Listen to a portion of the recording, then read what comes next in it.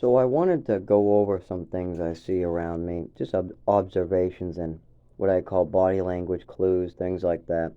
But I do got to explain that when I'm outside and talking about neighbors or talking about neighbors in general, it would be hearing them through the walls. It would be while I sit out there and I'm just, can't help but overhear it.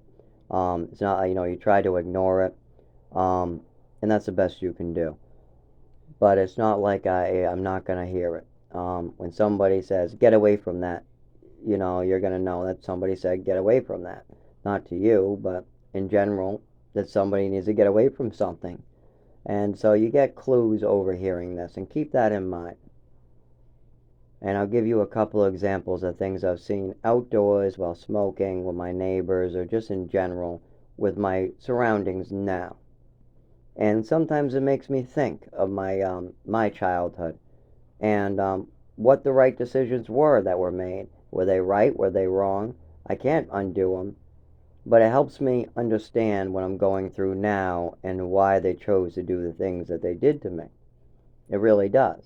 And so every so often, like for instance, one of my neighbor's child, and I'll go over some of that father mostly, was burning a slug with a cigarette. A lot of people don't realize this, but I actually did the same thing as a child, but I got tortured for it. I'll go into what happened to me because I did that um, later.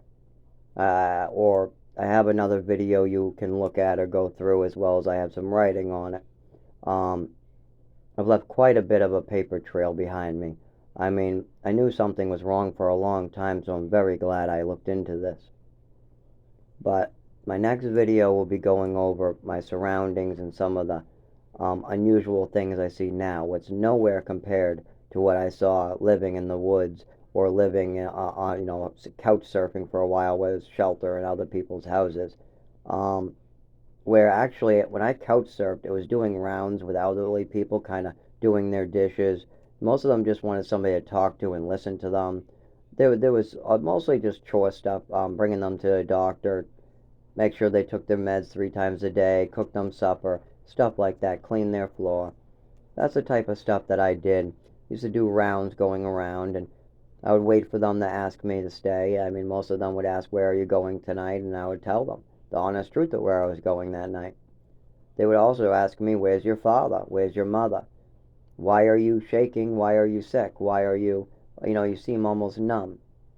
Here's another thing to keep in mind. There were red flags about this neurological disorder. For instance, at like 7, 8 years old, I was caught biting my skin to see if I could feel the bite. And I couldn't. I was very numb like. This was a little after they actually, that this night happened. I was given a large dose of drugs. I had a horrible reaction. They refused to bring me to the emergency room. And I woke up awful, numb, can't really walk, can't really talk, a lot worse shape. And like a year or after this, maybe it was 6 months after this, they caught me biting myself.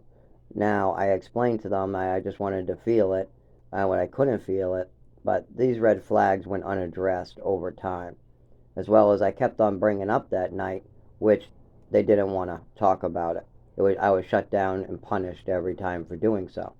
So keep that in mind when I go over all these videos about my surroundings and my neurological disorder and my past. It wasn't like I didn't speak up. And later in life, you're going to hear about the slugs and maybe my toy car getting lit on fire. You'll hear about stuff like that. You'll even hear about ones that nobody knew about. But keep in mind what started all this. Keep in mind what was being done to me, and keep in mind what these places were like. There was a lot of horrible, horrible hospitals that did horrible things to me, all because of undertrained or evil staff.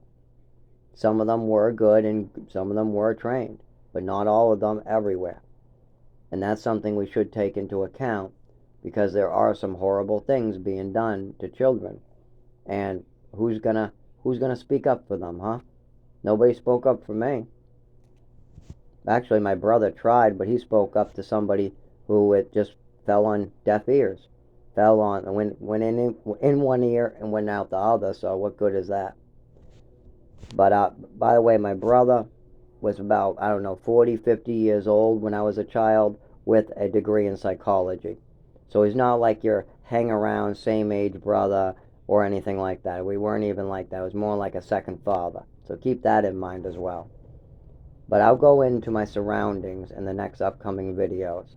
What my life is like now and what I go through now. And I'll give you some flashpoints of what led me there.